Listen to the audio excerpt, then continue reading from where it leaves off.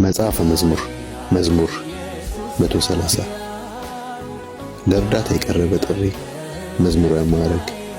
እግዚአብሔር ሆይ ከጥልቅ ወደ አንተ እጮኻለሁ። ጌታ ሆይ ድምፄን ስማ፣ ጆሮዎችህ የልመናዬን ቃል የሚያዳምጡ ይሁኑ።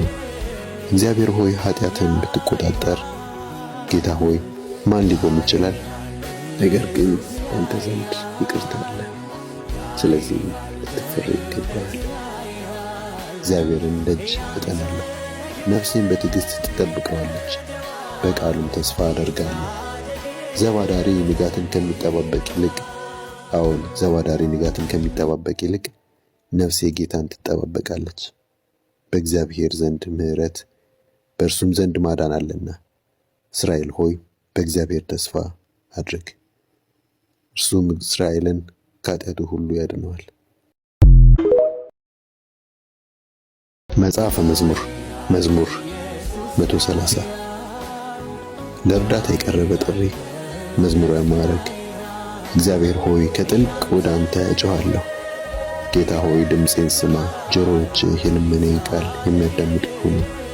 እግዚአብሔር ሆይ ኃጢአትን ብትቆጣጠር፣ ጌታ ሆይ ማን ሊቆም ይችላል?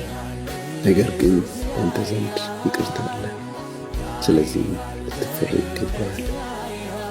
እግዚአብሔርን ደጅ እጠናለሁ፣ ነፍሴን በትዕግሥት ትጠብቀዋለች፣ በቃሉም ተስፋ አደርጋለሁ። ዘባዳሪ ንጋትን ከሚጠባበቅ ይልቅ ነፍሴ ጌታን ትጠባበቃለች። በእግዚአብሔር ዘንድ ምሕረት በእርሱም ዘንድ ማዳን አለና። እስራኤል ሆይ በእግዚአብሔር ተስፋ አድርግ፣ እርሱም እስራኤልን ከኃጢአቱ ሁሉ ያድነዋል።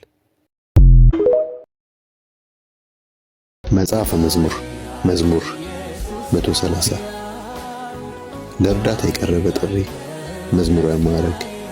እግዚአብሔር ሆይ ከጥልቅ ወደ አንተ እጮኻለሁ። ጌታ ሆይ ድምፄን ስማ፣ ጆሮዎችህ የልመናዬን ቃል የሚያዳምጡ ይሁኑ። እግዚአብሔር ሆይ ኃጢአትን ብትቆጣጠር፣ ጌታ ሆይ ማን ሊቆም ይችላል?